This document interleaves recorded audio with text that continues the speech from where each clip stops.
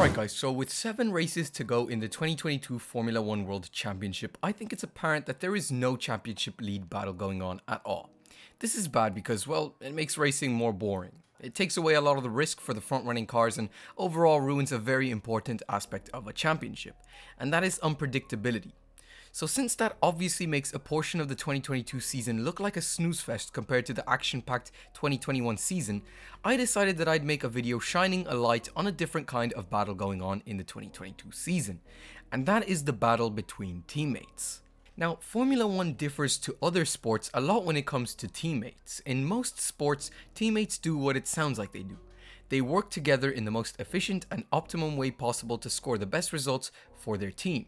So to put it simply, there aren't many rivalries going on in other forms of team sports. Whereas in Formula 1 and pretty much every form of motorsport for that matter, things are a little different. In F1, teammates not only drive for the same team and try to score as many points together for that respective team, but at the same time, they also compete against each other on track to score more points as an individual driver for the Drivers' Championship. You really have to understand that there are only 20 seats in F1, the pinnacle of motorsports, and the Drivers' Championship is a huge representative of how well a driver has performed that season. So obviously, since there are so few seats, the competition level to not only get in, but also to stay in the sport is ridiculously high. Because if you finish miles off your teammate in the same machinery on a regular basis, you're showing the team that you cannot extract everything out of the car, and therefore you become less and less of an asset to the team, to the point that they get rid of you. So I really hope that puts into perspective how important these teammate rivalries really are.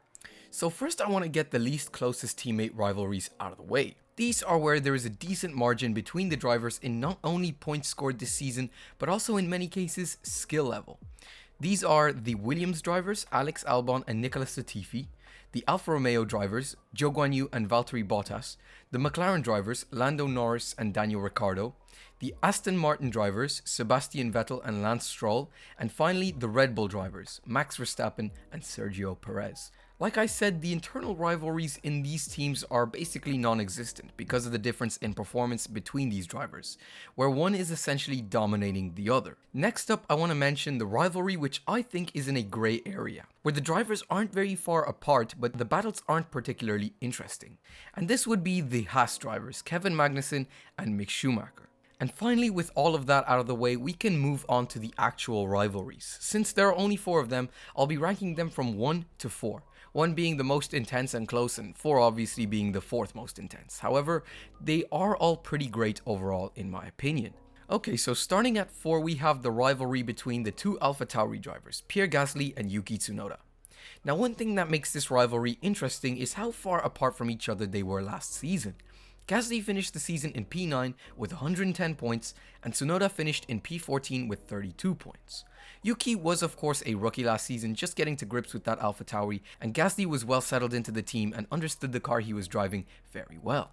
And all of that was very obvious when you looked at the championship standings and race results. However, Alpha Tauri have made a significantly worse car this year, and it seems like Tsunoda has caught up to Gasly a lot.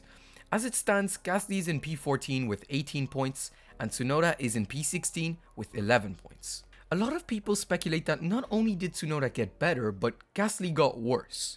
But to me that sounds like quite a stretch because I simply don't believe that a driver just loses skill or ability overnight for no apparent reason.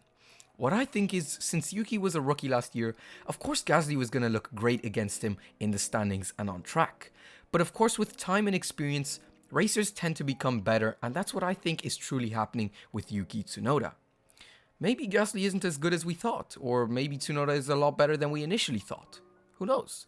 And that's what I think makes this teammate battle so good. It's the experienced versus the inexperienced, and that is something that we'll be seeing a bit more of in this video. Next up in 3rd, we have the Ferrari teammates, Charles Leclerc and Carlos Sainz. Now what's interesting in this battle is no one really expected anything to really happen between the 2 teammates. It was commonly thought that Carlos would join the team and be the clear second driver from the get-go, but last season he managed to beat Leclerc in the standings, and sure it was close and Charles definitely had some horrid luck at times, but you can't fault Sainz's driving throughout the year. And on top of that, it was his very first year at Ferrari, and he managed to beat one of the most highly rated drivers on the grid in the same machinery that he was already up to grips with and used to. That to me, and I'm sure most people watching agree, is extremely impressive and definitely makes me rate Carlos quite a bit higher now. Moving on to this season, it seems like luck isn't on the side of any of the Scuderia drivers, and nor is their team. And what's cool here is seeing how it all plays out. For example, looking at Leclerc, even though he has been the faster driver overall, he tends to put a lot of trust into the team and their strategy calls and goes along with what he's told even when he doesn't necessarily agree. And that has messed up his race on quite a few occasions this season, whereas his teammate Sainz tends to hold his own ground when he thinks the strategy calls suck, and that has played into his favour on quite a few occasions this season also. So even though Charles is the quicker driver overall, I think his teammate Carlos has had the marginally worse luck this season. But the fact that they remain within a race win of each other in the standings is super exciting to me, and I'm very curious to see how it will all fold out for the remainder of the season. Next up, and I'm sure you saw this one coming, is the Alpine drivers, Fernando Alonso and Esteban Ocon. This one is really strange in my opinion because I think it's very clear cut that Fernando is the superior driver in every way. I mean, in my opinion, he's the best Formula 1 driver, period. But some way, somehow, Esteban is the leading driver of the team in the standings, and that amazes me.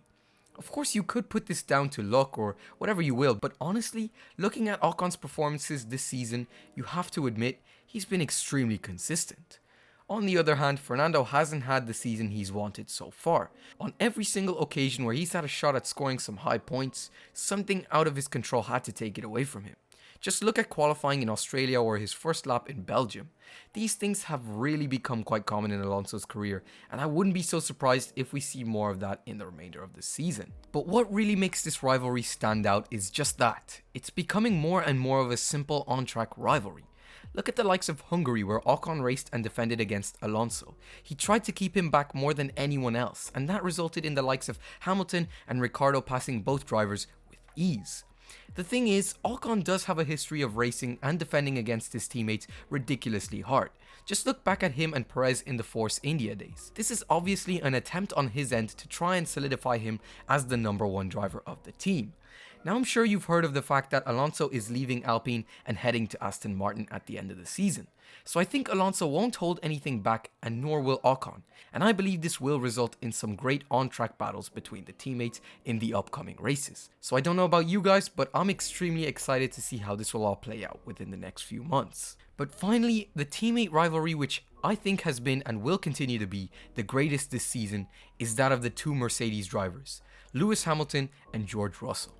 Again, this is another instance in which it is the experienced driver versus the inexperienced driver, but in this case, it's two of the most highly rated drivers on the grid. Lewis Hamilton is statistically the greatest driver in Formula 1 history, and George is what seems to be a up-and-coming star. Now again, what's interesting to see here is that George is beating Lewis in the standings, and currently by 30 points at that. You really have to look back and see how good Lewis really is as a driver to understand the depth of this all. In 2007, Hamilton's debut season, he was plopped into a title contending car and his teammate was none other than Fernando Alonso. He beat Alonso by 1 point and scored equal points to the championship winner Kimi Raikkonen. But because Kimi had more wins that season, he ultimately won the championship. But the next season, Hamilton went on to win the championship on the last lap in Brazil against Felipe Massa. This was all in his first 2 seasons of being in F1. You really couldn't imagine that happening today. And that man is currently being beaten by George Russell. On top of that, Hamilton is still in his prime. What's put him in this position he's in currently is a couple of bad moves on his end this season, and moreover, Russell's consistency. Even when things weren't necessarily looking his way, in Zandvoort for example, he made the right strategy call to box for softs, and Hamilton didn't. It doesn't seem like there's much going on at the German team on the outside, but the truth is, no one likes losing to their teammate. And in this case, Russell has nothing to lose and all to play for, whereas Hamilton has his reputation on the line. All things considered, I think the remainder of the season will definitely consist of both drivers giving it their all to please the team, but at the same time beat the other. And that to me sounds exciting. But that was my opinion of it all, guys. If you think different or have anything to add, please do so in the comments below. It also helps a ton with the algorithm if you do so. If you did enjoy this video at any point, please consider liking and more importantly subscribing to help with the growth of this channel. But really, thank you for watching, and on that note, I hope you all have a blessed night, and I'll catch you all next time.